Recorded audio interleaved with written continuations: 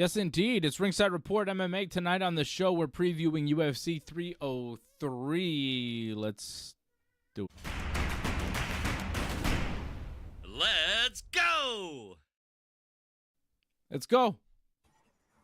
I agree with that guy. I like that guy. What's up, Fred? Usual. Yeah. He's chilling. What is that, GSP and Jake Shields on your shirt? Oh, yeah. Oh, yeah, big Toronto card. That was a big one. Just like the Blue Jays tonight. Yeah, it was in Skydome, the same place where the Blue Jays and Yankees are playing tonight, and the Yankees are getting smashed 8-0. The Yankees have been sucking lately. I don't want to talk about the Yankees. All right, not tonight. Not tonight, man. I'm not feeling it. Oh. Not 8-0, man. It's been at rough. the moment. It's been a little rough-ski. Fred, where were you sitting for that UFC? You went to that in Toronto? We didn't sit together for that one. I think that was before we met. I think I had some. You sure we weren't sitting together? I don't think so. For that Skydome event, did you get the press passes? Yeah. Yeah, I didn't get the press passes for the Skydome event, so I was. I had some decent seats. I don't remember. I had some decent seats. But you guys were together. I remember John Jones. That was. But John Jones, you were together. John Jones and Gustafsson, we sat together. Yeah, that was a fun. Let me tell you the story of my parking at UFC, man. So I get there and I'm super excited. I'm like, yes, sir, Skydome event, 50, 60,000 people. I forget how many. I'm like amongst the first people there. So I get to the parking and I decide to go park all the way next to the Skydome without thinking that after that I would have to go all the way back to the parking. So to get out of the parking after the event, it took me like 3 hours. Seriously, it was ridiculous. But hey, it was great, man. Love that event. That event turned me off stadium shows. I don't think I've been to a stadium show since. I took the subway back, and it was just so packed. I was like, this is awful. It was horrible. Yeah, no. That sounds awful. But I'll tell you what, the parking was awful. I remember Steve Claveau was a couple of cars in front of me, so. The snake. It was cool. It was cool for that, at least. Old school Quebec MMA people will remember the snake, Steve Claveau. Yeah, that was a fun event. I remember the UFC sat me right in front of Ben Mulroney, who was the former prime minister's son, and he was sitting right behind me, and I was like, "Oh, look at me! UFC's giving me better seats than Ben Mulroney by 1 row, but still, it counted at that point, you know." Speaks volume. And he was pretty popular at that time too. He had his I think it was Entertainment Tonight gig going on at the same time. So yeah, that's pretty impressive, Dave. People were walking up to him, taking pictures with him. You know, that's why he was there. He was on that Canadian Entertainment Tonight show or whatever. And he was also like the son of a prime minister in Canada, right?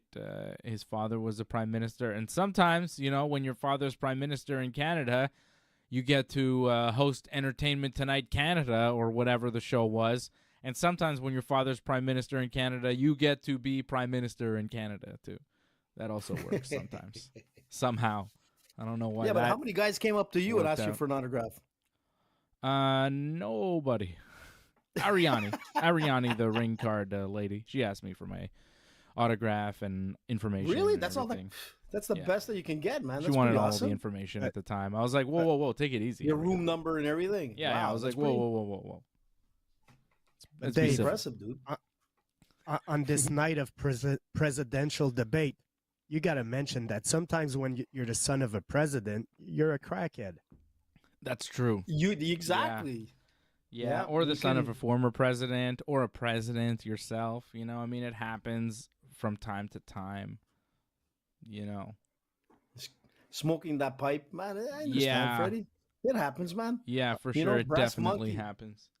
It definitely happens. Yeah, funky monkey. I thought I believed the lies that it didn't happen for a while. I was like, that's just some crazy conspiracy come on, theory. there's videos. And then I saw more evidence, and I was like, yeah, I don't think that's a crazy conspiracy theory like you guys were telling me here. I think you guys were lying to me.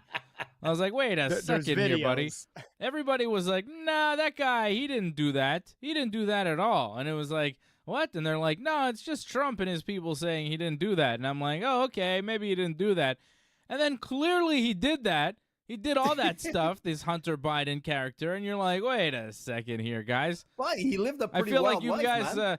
I feel like the media was lying to me for some reason. And then I start to go, wait a sec, that's the problem. Are you saying AJ was right? The media needs to have integrity, and the problem is they don't. They just don't anymore. I remember a time when the media and the news had some sort of integrity, but now it's just so opinion-based that you can't really decipher what's true or what isn't. I feel sorry for anybody kind of growing up in this age because it's so hard to be media savvy and to figure out what's what. Everything is just so shady.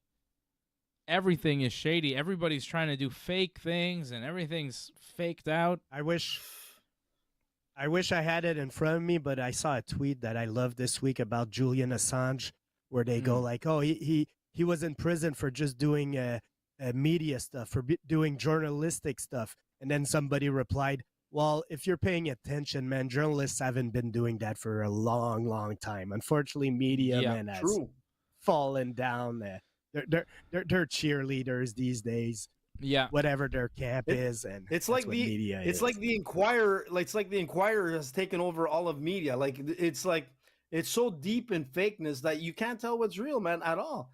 And that's the sad part about it. And you know what? It's scary. You really got to dig deep in facts to see what's true. And when we were talking about that whole thing about him, listen, he had a wild life. Listen, sure. No problem. But when you I don't really want to talk about him and break it down, ass, man. I think the bigger conversation, though, really is Conor. No, not Conor McGregor, but just as far as media goes, it's like because it's so corporate and it's so profit based. Everybody's just trying to make money. Everybody's just trying to climb up the ladder. There's no money in the truth. There's no money in exposing what's really going on. There's no incentive really to get strong stories out there. And that's what I've noticed. There's also the need, and just like in MMA, there's the need of access. And if, you're not playing their game, you're not getting access. So unfortunately, that's the sad reality of what media is these days. That's in exactly sports or right. Politics. That's exactly right. It's all about access.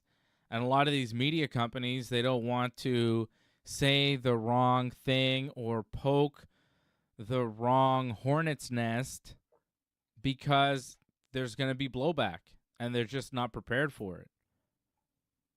They're also not as powerful as they used to be, because media is so spread out.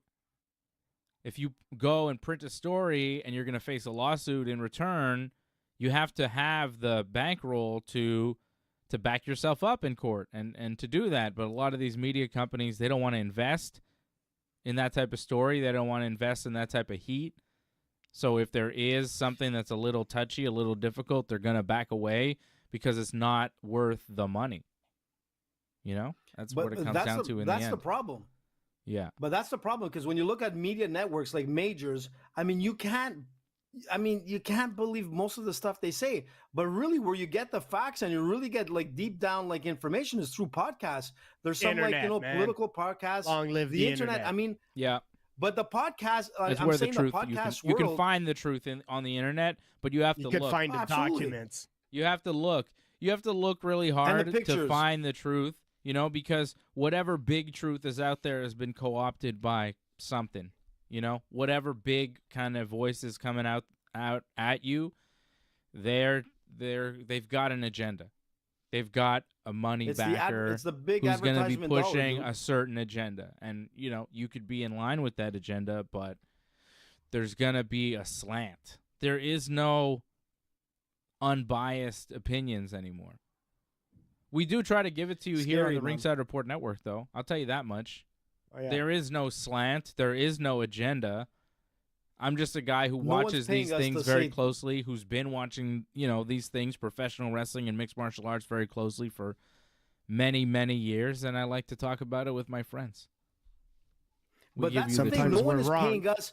Of course. Sometimes we pick Ikram, Aliskara, all three of us, and unfortunately we're wrong. Yeah, that was a kick. Fucking Whitaker, man. Whitaker is like I feel bad. Like Goinoids. Why did I doubt Whitaker, man? Whitaker's a fucking warrior, man. Whitaker shows up and wins fights, man. I shouldn't have doubted him.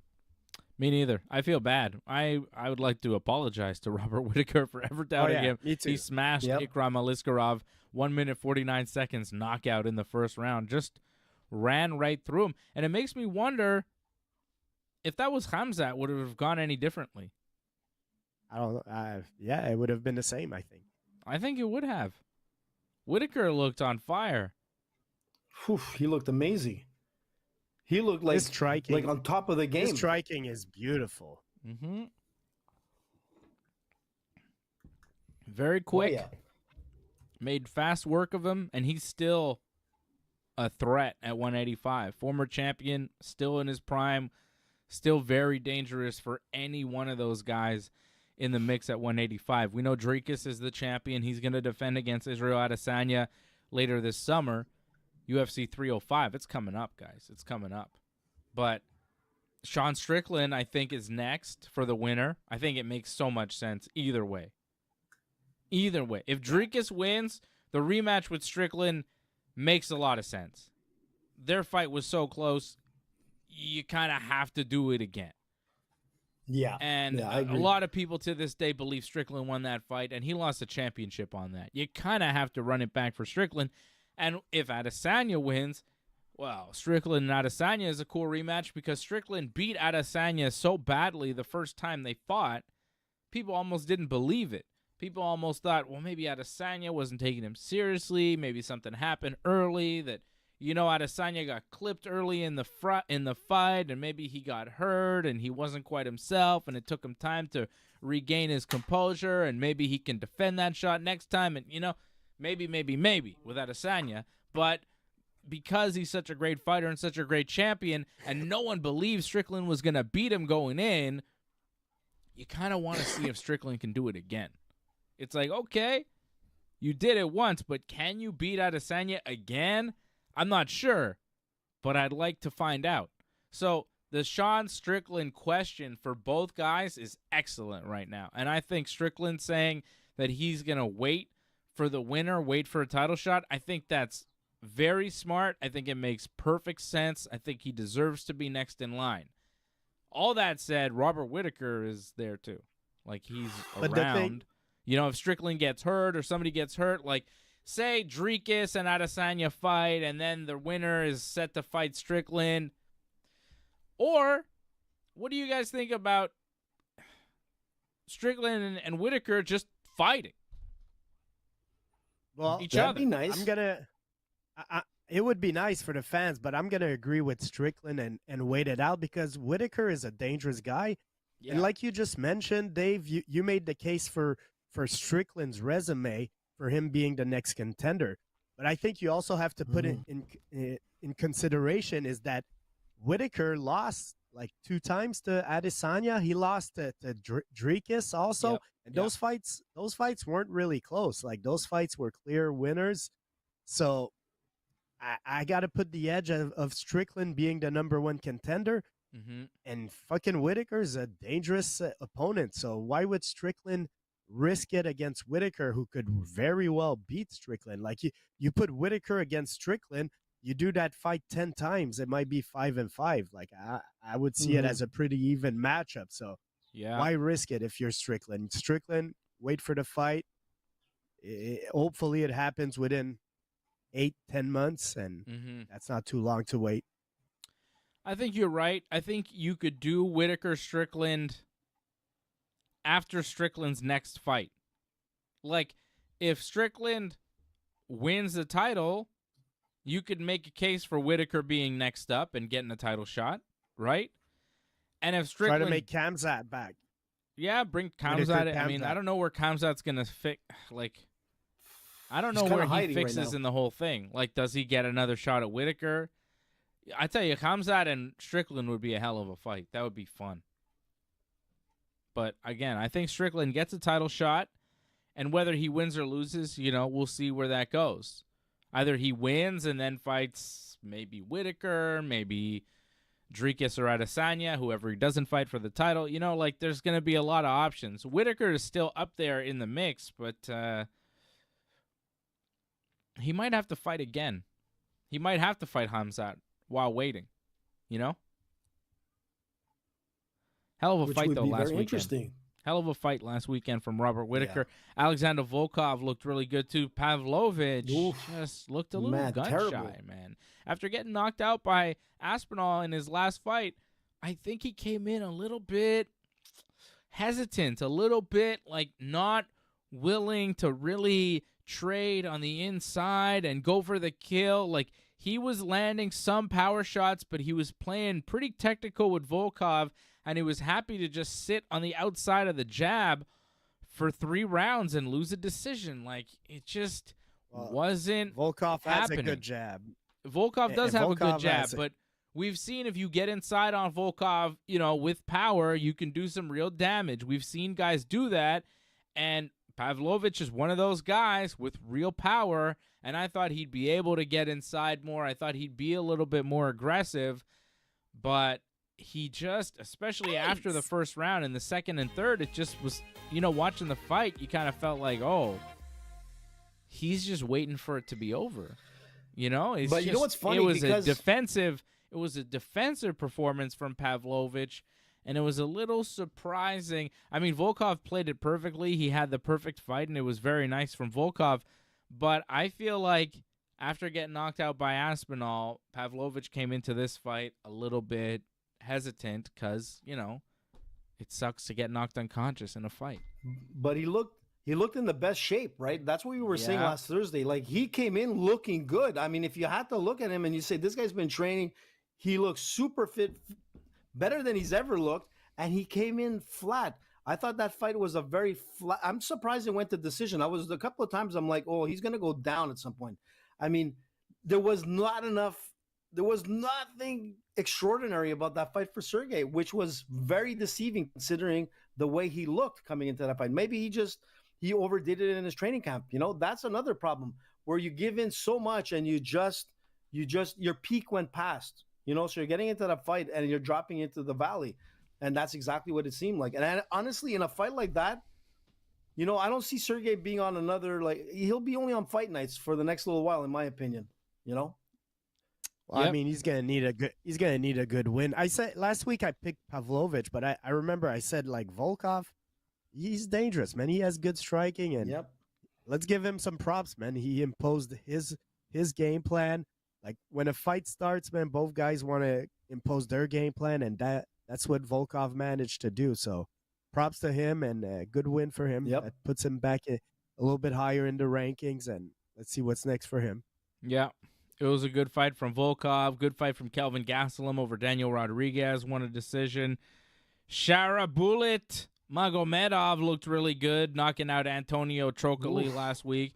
And Volkan Ozdemir with a first-round knockout of Johnny Walker. Johnny Walker's career doesn't look promising right now.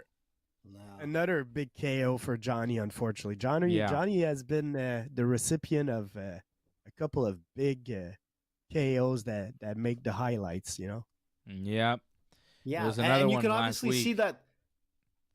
And that's the thing, Dave. You can actually see that Johnny Walker, you can see where you have to do, what you need to do to stop Johnny. I mean, you hit him in the jaw, Johnny's going down. So he doesn't have much shelf life left in the UFC, in my opinion. I had so much potential for this guy where I'm like, he would be the champion at one point. Remember, I was saying that years. I loved him, and I still do. But I mean, we got to look at the reality. I mean, he has that X on his jaw, and if you touch it, he's going down. So, it's too exposed now. And that's his game, you know. You know he's gonna try to throw that flying knee, which he tried to do when he was already like kind of knocked out. That's all he has, and it doesn't work anymore. So getting out of the UFC might be good for him. Think of guys like Ryan Bader, think guys like that, man. Maybe he could go somewhere else, have some success. Olivier Aubin-Mercier. You know, there's other options like for guys outside of the UFC, and it's still good, man. I mean, in the UFC, I think he'll get knocked out again. Yeah. Unfortunately. Yep. Yeah. And I think he's got a name, so unless his contract is up with the UFC, I think they're going to keep him under contract, and we'll see what they do. I don't think he's going anywhere right now. I don't think he's retiring. I think he's just going to keep fighting and hopefully turn it around. You know, Dominic Reyes managed to turn it around a couple weeks ago, right? You never know. You never know, guys. Andre Arlovski's fighting this weekend, guys. He's 45 years old. I remember when he got knocked out by Fedor, people thought Arlovski's 24 years ago. He started 24 years ago in the UFC. It's crazy. He started in UFC 24 years ago. That's nuts. Yeah. He's 45. It's incredible. He's fighting at UFC 303 this weekend. Good for Arlovski. Yeah, good for Arlovski, man. But I remember that knockout by Fedor. I mean, I've never seen a guy get knocked out in the air. He got an uppercut, and he was out in the air. That was sick, man. Arlovski threw a flying knee, and I remember I interviewed Arlovski like a year or two after, and that fight came up, and he was like, I shouldn't have thrown that fucking flying knee. And I was like, man, he's still pissed about it. He was pissed, you know? Because he was like close. He was beating Fedor. He was looking good, and then he goes for a flying knee, and Fedor just plucks him out of the air, fucking knocks him out. Nuts. That was affliction. Nasty, man. Yeah. Shout out Angelo Contagones, Big Cheese Bob Burgers, Antoinette out in Toronto. Antoinette! All the members of the team over at join.ringsidereport.net. Antoinette just gifted a membership to Woodley's Feet. All right, Woodley's Feet. Welcome to the team. Wow. Welcome to the team, Woodley's Feet. Antoinette. And do you wait for me to talk before you start talking? Like, I feel like I'm talking, and then as soon as I start talking, AJ, then you start talking. Like, I wait for you to say something. Delay. No, I don't think it's delayed. I think it's just how you operate. I think there's a little bit of it. Maybe. That could be a point. You have a point. I might have a point. You're a good man. Thank you, Antoinette. Like Woodley. See, exactly. That's what I'm talking about. See? Thank you, Antoinette. Thank you to all the members over at join.ringsidereport.net and membership.ringsidereport.net. Congratulations, Antoinette, on how your Blue Jays are doing tonight over my Yankees. Hopefully your Jays can climb up a little bit in the division. Not too high, but, you know, a little bit higher than they are. And Johnny North. Ain't me, Johnny. Johnny North, as a great Chris Jericho tried to get over, GFY for all your talk in the chat tonight. GFY, Johnny, okay? Johnny. Oh, yes, I want to thank Antoinette for getting me a membership on Ringside Report. What? Antoinette bought you a membership somehow. I don't know why you have a membership. Johnny North also says, at least one of the guys that killed WCW and wrestling in general died last week. Who died, Johnny? Who died last week from WCW? What are we talking about? Eric Bischoff? Did he die? Did I miss something? I couldn't. What? Eric Bischoff didn't die, did he? Did Vince Russo die? Bro. Bruh. Oi. Bro. Jamie Kellner. Jamie Kellner. He was that executive guy. Oh, okay. Whatever. Jamie. Well, rest in peace, Jamie. He was an executive for Turner or whatever, or AOL, and he didn't like wrestling, so he got rid of it. I mean, there were so many, the TV show Who Killed WCW or whatever. It's like everybody killed WCW. It was really Goldberg that killed WCW, if we're being real. It's mostly Goldberg's fault. Goldberg's fault, Lodi's fault. Probably Raven's fault for some reason. I'm just going to blame random people. Kidman. Tori Wilson's fault. 3 of the Nitro girls. You can pick which one. The redheaded one and some other ones. Was their fault. One of them was quite cute, I remember. I think they were all pretty attractive ladies. They were the Nitro there was girls. one that was nice. AJ, he just mentioned attractive ladies. AJ goes, nice. Like, there's no There's no basis. You don't know what we're talking about. You're just into the idea, the concept of beautiful ladies. You're like, nice. From the 90s, from 35 years 90s. ago. Yeah. Damn. 90s. Then if Freddie say that, I know they're hot. For sure. I don't even have to. If Freddie say it, I believe it. Nice. Yeah. She's so nice. God. Okay, we should probably preview the fights because Antoinette reminds us there's a debate going on at 9, and I know AJ's very excited. Yeah. So. Oh, and Freddie too, man. We gotta seek the truth. Let's go, dude. Brandon. No, don't put me in your boat, man. I think this is political theater. That's what I call these debates. Political theater. Yeah, it's all lunacy. Hey, man, it makes entertainment. Yeah, it's not supposed to be entertainment, though. You know? They should have like a guy like Connor mediating it, you know? Exactly. See, this is the problem. Wouldn't that the people that are like really into politics are into it because like they want to be entertained by funny jokes. It's like that's not what a politician isn't supposed to be, like a comedian. You know what I mean? That's not how it's supposed to work. Isn't that the guy from Ukraine? Wasn't he a comedian? Ukraine? Ukraine is game to you. Yeah. I think the president was a comedian, man. The guy from Seinfeld. The guy on the subway. Zelensky or whatever his name is. Oh, that guy. Yeah, he was an actor or something. Yeah. AJ likes to bring that up. I don't know why. It's one of the talking points that AJ learned on the internet. Because they're all actors. Of course. Yeah. It's all a simulation, I think. I think it's all fake. Yep. I'm starting to believe everything's just fake. It's all computers. Don't say anything against Trudeau or we'll get banned, dude. Nothing's real, man. It's all... All right? I'm going with that. It's the Matrix. Yeah. I think it's all a matrix, bro. I don't think anything's real. I think all of this was created by other people in the future with computers. Are you going the George St. Pierre route? Like from last week when he brought up about the aliens and all that kind of stuff? I mean, I'm losing my mind for sure. What? GSP is definitely abducted by aliens. No, I'm losing it for sure, guys. Oh, yeah. It's going. It's going to get wild over the next few years, let me tell you. What do you say, Fred? He didn't say shit, man. Oh, shit. That's bad. Oh, I think when I'll call it the fake alien invasion happens, it will be done by our government. Holy shit! The Canadian government is going to stage a fake alien invasion. The Project Blue Canadian government is somehow going to pull that off. I'd be really surprised if Canada was able to pull off a global alien invasion. I don't think our military's strong enough to do that. If you said it was the States doing that, the American government, I'd be like, yeah, all right. It'll be one government. Remember Alf? Yeah, exactly. You remember the show Alf? That's what we need as an alien. Somebody like that, man. I'd follow him, no problem. You don't remember Alf?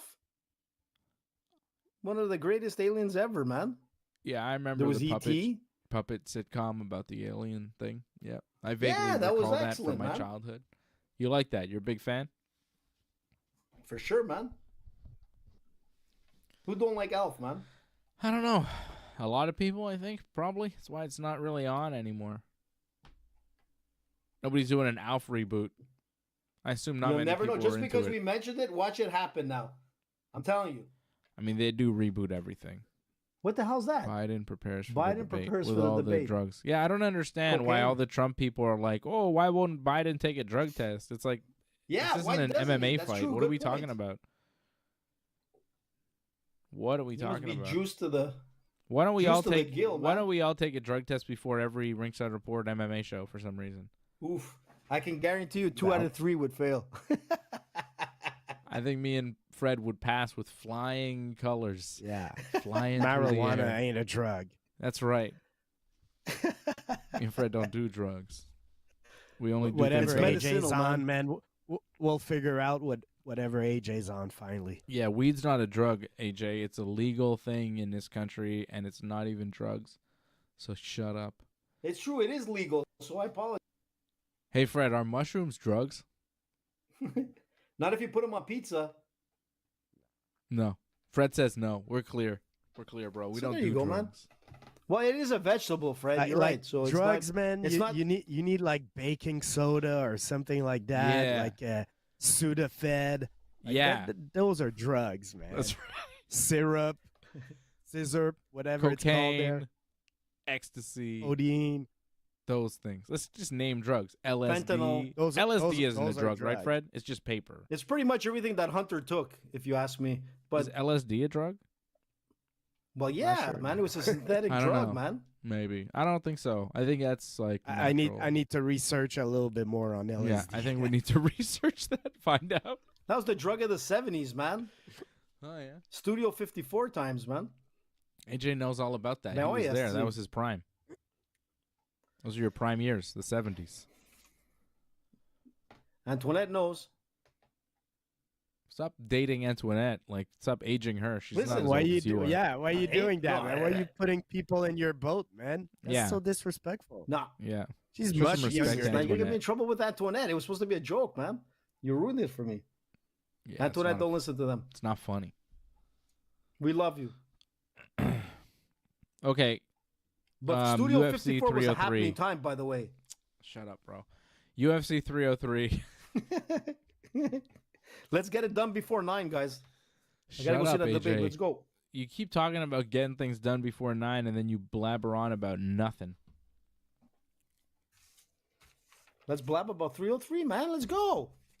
Yuri Prochazka, Alex Pereira coming up on Saturday. Is it me, or is there zero buzz for this card? Not as much as I expected. I don't hear anybody talking about this. Nobody's talking about this anywhere I go.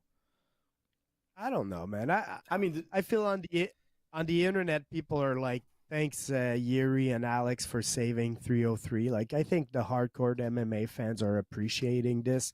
Of course, it won't be the spectacle that McGregor would be. Like the views are not going to be as high, but I think that's a fight that true MMA fans are still appreciating. With that said, I said it last week. I think I feel Pereira has already defeated Yuri. I don't think that fight was very close, so I don't see why it would be much different. So I got Pereira winning, and I'm gonna go with Pereira by TKO.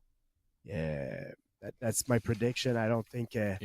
I don't think Yuri's gonna have anything to change the outcome from the first fight because he's taking it on short notice. So I don't see him like what has he changed in his game. So I got Pereira dominating this fight.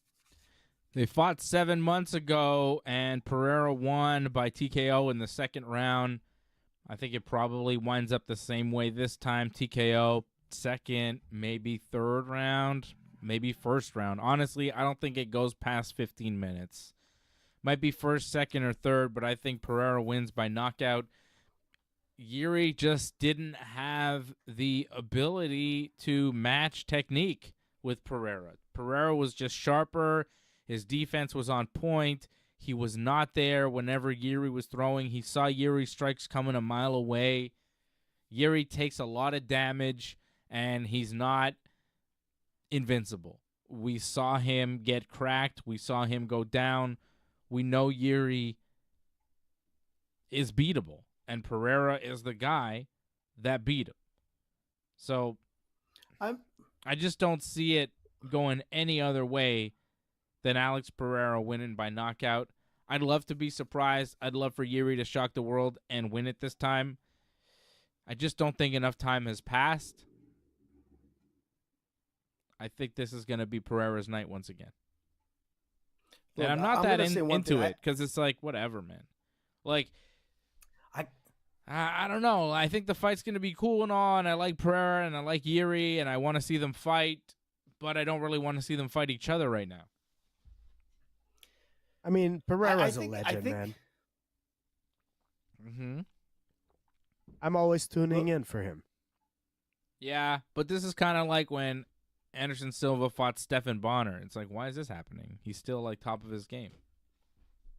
Yeah, but you're like, look, no disrespecting Yuri from you guys, but let's be honest. I think I'm going to disagree with you. I think it's going to go a little bit further than 3 rounds. I think it's going to be a little bit more well planned and executed from Yuri's side, because really what took him down, because Yuri wasn't doing so bad in that fight with Pereira.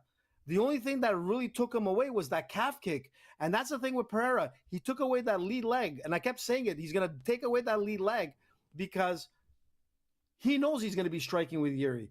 You take away that lead leg. He couldn't plant it. He couldn't throw any power shots. And that's the thing where I think Yuri is going to make or adjust himself to avoid those calf kicks. If he can avoid those calf kicks, it's going to be a different fight altogether. And I think it'll go further than 3 rounds. I could see this going to the distance. I still think Pereira, look, this is closer than you think, guys. Like, to be honest, you can't just throw away Yuri. Yuri is an unbelievable fighter. His striking is fantastic. But when we look at striking accuracy between these two guys, obviously Pereira has it. He has 62% striking accuracy to 56% for Yuri. But it's the calf kick that made that difference. What I'm saying is that if Yuri can defend that calf kick, which I think he will, I think it's more than that. I think Pereira has a much more precise, crisp style where, like, especially with his punches are very precise and he'll connect. Whereas Yuri, he's a little more like wild, wants to have a brawl.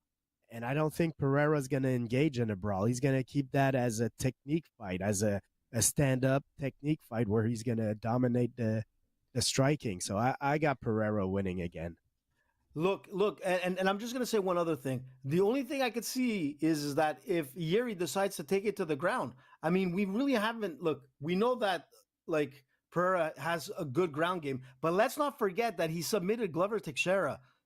Let's not forget that Yuri submitted Glover, who's one of the top jiu-jitsu fighters in the UFC at that time. He didn't submit him because of jiu-jitsu, bro. He submitted him because he beat the shit out of Glover when Glover was in his 40s. And, it was a long fight, and he managed to wear him out. Like, it's not a jiu-jitsu issue. Exactly. If it goes 5 rounds, maybe he submits Alex Pereira in the 5th round out of exhaustion. Maybe. But if it's in the 5th. But so you're picking Yuri, AJ, or what?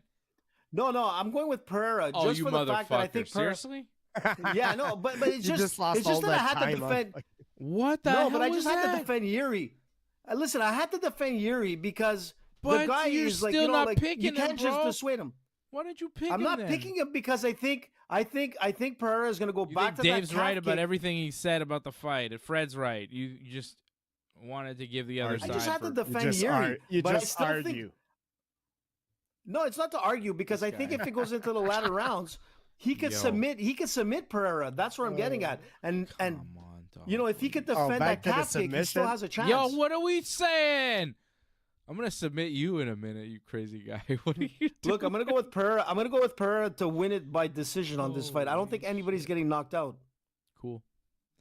I think Pereira's gonna win by knockout. We'll see.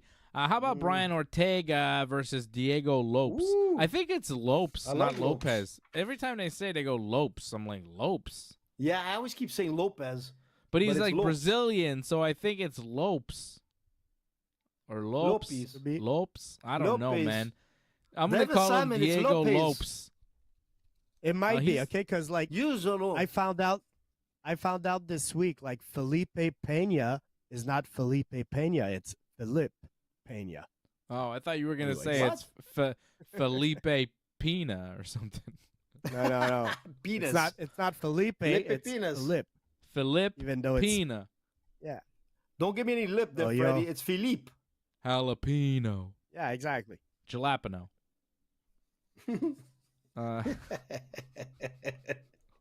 So Lopez Jalapeno versus Ortega's. I'm going with Ortega. He's the underdog in this one, which I like. I like when my pick is the underdog. That's muy bueno. Plus 125 over at bet99.com. Diego Lopes minus 145. Diego is younger by a couple years. And he's good, definitely got some heat on him. He's won like 3 fights in a row by finish in the first round, 1 submission, 2 knockouts. He's done very well. But Brian Ortega's last fight against Yair Rodriguez was very impressive. He looked really good. Like, Ortega in that fight looked like the Ortega that we've heard about his entire career. It was like, oh, okay, this is the guy here. This is the guy that we've heard. You know, like, he was a UFC champion. He fought for the title, but he was up there, and he was one of the best at 145. He got hurt. And, you know, there was a lot of talk early in his career, like, this is the guy, this guy's so good, and this and that. And we saw glimpses of it, but it wasn't always there. And then he came back in the last fight, and he just looked incredible. He looked like all the things you've heard about Brian Ortega, all the potential realized in one fight against Yair Rodriguez.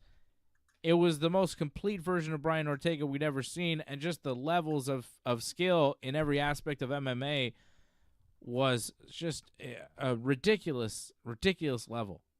33 years old. This is peak Brian Ortega. This is prime Brian Ortega. And I don't think featherweight division is ready for this. I think he's going to beat Diego Lopes on Saturday night. I really was blown away by how good Brian Ortega looked in his last fight. He looked nasty. And Diego Lopes is good and all. Diego Lopes is good and all. I'm with you, Dave. You with me? Oh, yeah. Man, I'm looking at who Lopes has fought, and man, he hasn't fought anybody close to the caliber, I feel, of Ortega. And you look at who Ortega lost.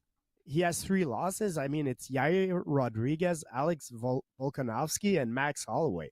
Like, those guys are all killers, and he avenged that Rodriguez loss. So, and he looked great in that last fight. You're right. I think he looked also motivated. He looked like a guy that wanted to turn his career a little bit around because he was on a 2-fight losing streak, and I was very impressed. So yeah, I'm gonna go also with Brian Ortega, and like I said early on, Lopes.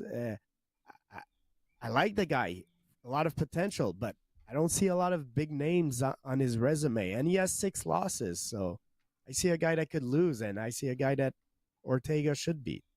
Yep, I agree. AJ, you're going the other way. You're going with the favorite. I'm going the other way because I'm going with Lopes.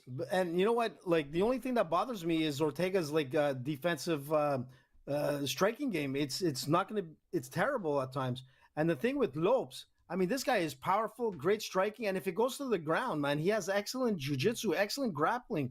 I mean, I like Lopes. Not as good as Ortega. You're right. He probably. Whoa! You know what? You'd be surprised, Dave. And that's where I was like, Ortega is excellent grappling, but so is Lopes, man. When you look at when I look at that guy's grappling, man, it's unbelievable. I'm going the other way. I'm going with Lopes here, just for the fact that the defensive striking is what is lacking on Ortega's side. Yeah, he looked great on his last fight, but Lopes is moving up. He hasn't had those big names yet. That's why he needs Ortega. He needs that big name, and he's going to get it on Saturday night. We'll see. Big fight. Ortega, Lopes. This was one of the last-minute fights that they added in to beef up this card after Conor McGregor pulled out with an injury. Not rehab. It's an injury. He busted his toe. Anthony Smith and Roman Dolidze. Okay, so this fight was supposed to be Jamal Hill versus...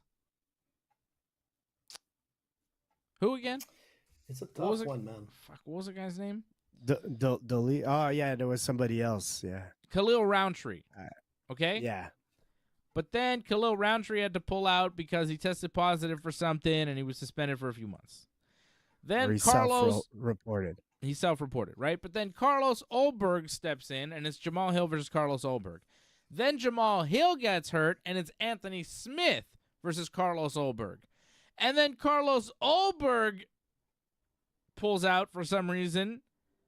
And now it's Anthony Smith versus Roman Dolidze. Dolidze, who's a middleweight, who's coming up to 205 to take this fight. Like,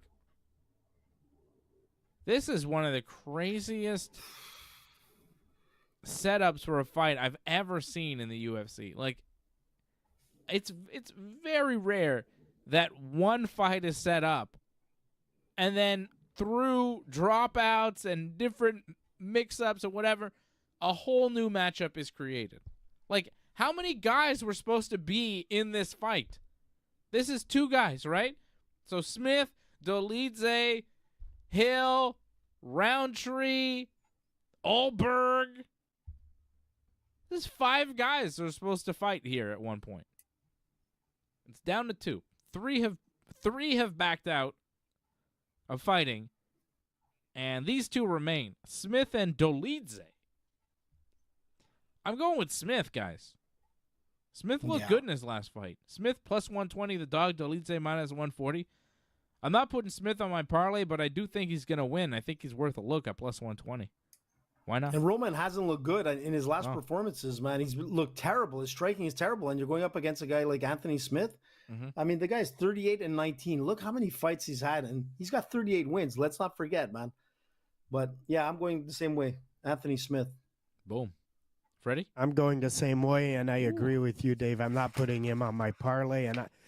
And as we were talking the other fights, I feel like me and you might have the same parlay. We'll see. But I think we might have the same parlay. I might have a couple surprises for you, though. Oh, how about this one, guys? To start off the pay-per-view, it's Ian Machado Gary taking on Michael Venom Page. Michael Venom Page looked so good in his last fight. Like, his UFC debut was so impressive, smashing Kevin Holland. It was impressive, man. Man. I'm going with Ian Gary. I'm going with MVP. This one was a tough one for me, too, because I'm not putting this fight on my parlay, though. I'm not touching this fight. This could go either way. I am. Like, MVP looks so good, 22-2 right now. Incredible performance in his last fight. But he's 37 years old. Ian Gary, 14-0, just 26 years old. But I didn't love his last fight against Jeff Neal. I didn't think he looked that great. And if I'm basing it on last fights, the last time I saw you, I got to go with MVP because he looked crazy good. And Ian Machado Gary looked like a guy with a lot of hype and a lot of internet buzz with the wife and all of that, and maybe was getting to him. 26 years old, it's a lot to take on. You're undefeated. There's wife controversy. There's all the fighters talking about you, talking trash about you. You're winning a fight against a tough Jeff Neal, but it's real close. Now you got MVP. Different matchup altogether. Seasoned pro. I like MVP in this one. But, yeah, Ian Machado Gary is no easy fight. But I think at 26, 14-0, this is the time when he suffers his first loss and maybe, sees what happens next. Regroups, improves. I still need to be convinced on MVP. I'll be honest, I was disappointed with Kevin Holland's performance in that fight, and I'm really hoping Ian Gary's going to bring something more than Kevin Holland did in that fight. So I'm going with Ian Gary. Young prospect still. Needs to have a better fight than his last fight. But also I think the fact that he's putting like those wife stories and all, they're still there, but they're more in the back now. He's more focused on his MMA career. So I'm going to go with Ian Gary getting that win. Okay, let's do the parlays. Let's get into it. I should mention, though, a couple Quebec fighters on this. Charles Jourdain will be fighting on this card on the prelims, taking on Gene Silva. Charles, a slight favorite, minus 115. Silva plus minus 105. Basically a pick him there. And also Marc-André Barriot, plus 240, coming in as the underdog against Philadelphia's own Joe Pyfer, who is minus 300. The favorite, Jillian Robertson, as well, from Canada. She will be fighting on the prelims against Michelle Watterson. And that, my friends, is where my parlay will begin, which may surprise you. But do not be surprised, because Jillian Robertson is about to beat Michelle Watterson Gomez. The Karate Hottie is going down to Canada's own Jillian Robertson, minus 180. The favorite, I'm throwing her on my Team Dave parlay for UFC 303. And then I'm going to go all the way to the co-main event and ride with Brian Ortega. And then in the main event, I'm going with Poatan, Alex Pereira, who I think is coming in at a very good value, minus 140. Minus 140 to the world champion who just beat this guy by knockout in under 2 rounds 7 months ago. He's only minus 140. I think that is tremendous value for the champion, Poatan, Alex Pereira. And I am about to pull up my parlay here for you. Sorry, I don't have this set up. I have it in front of me. It's a 3-fight parlay, guys.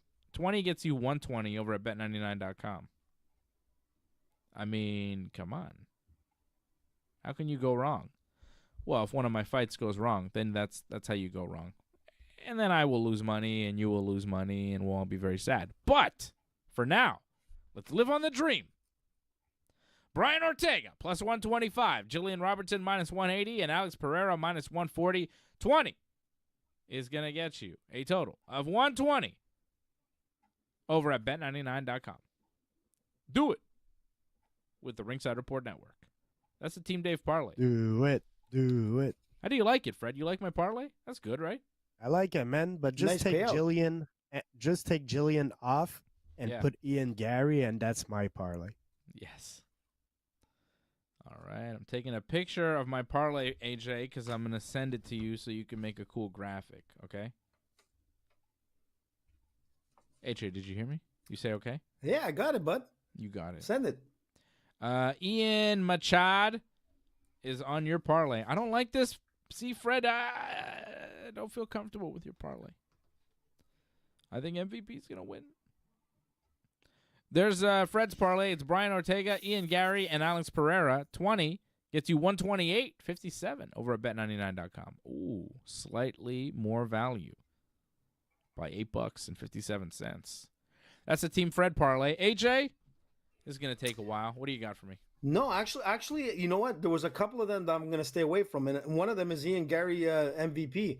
I'm looking forward to that fight, but it's really hard for me to say which one I favor more over the other. And I agree with Freddie what he said, and I agree with what you said, Dave. I mean, experience might actually win this fight and get. How about the fight you do want to? How about the fights you do? Well, I'm gonna start off actually with Charles Jourdain. I think Charles Jourdain should be able to outstrike John Silva, who has terrible guard defense. He should be able to do what he does. He's a much taller guy, and his striking is way better. So I think this is gonna be a good fight for Charles. Yeah, nice. I hope he wins. I hope so as well. Then I'm going to go straight to the main card, and I'm going to go not as local, but I'm going to start with Anthony Smith as my my pick for that fight. I'm going to stay away from the Ian Gary fight, like I said. Then I'm going to go with Lopes Diego, because I think he's going to outtake Brian Ortega in this fight, and I like Ortega. And then I'm going to go with Alex Pereira. I think Alex Pereira is going to still be able to end up winning this, not as easily as he did in the first encounter. I think this is going the distance. That's it, man. There it is, the Team AJ parlay. And there you have it. It is Charles Jourdain, Anthony Smith, Alex Pereira, and Diego Lopes. It's a plus 1090 4-leg parlay. 20 will get you 238.27 over at Bet99. Nice, I like that. How do you like them apples? AJ likes the apples. Confident with this one. I love them apples. Without the needle. We will be back on Saturday night to watch this pay-per-view with you. How about that? A UFC 303 watch-along coming your way here on the Ringside Report Network. Saturday night, see if our picks are correct, see if we can win some money together and have a Merry Christmas. Right? That's all we're You looking filthy for. animals. You filthy animals. Okay, let's go see Biden. See you later, Dave. Okay. Thank you, everybody. We love you. I'll be back here tomorrow night with my brother, I think. No Johnny North. Johnny's on a wrestling excursion this weekend. He's got several matches all across the province of Ontario, so good luck to my boy Johnny North going to kick people's asses this weekend in pro wrestling rings near you. For more information, check him out on Twitter at North Genesis for all his bookings, at North Genesis on Twitter at Genesis Johnny North, on Instagram. All the info for him is there. Check him out this weekend. So Johnny will not be with me tomorrow. I will have my brother with me to preview AEW's Forbidden Door, which goes down this Sunday night in Long Island, New York. So AEW's Forbidden Door, big AEW pay-per-view coming up this weekend, and the preview show tomorrow night, 10 p.m. Eastern Time, right after SmackDown for Wrestling Uncensored, right here on the Ringside Report Network. Thanks for sticking with us to the end. We would really appreciate it if you could help us spread the word. Please share this episode on whichever social media platform you use. Add a comment below and consider reviewing us on Apple Podcasts. We are an audience-supported network, so consider becoming a recurring supporter at membership.ringsidereport.net. Check out our website at ringsidereport.net. Hope to see you again next time.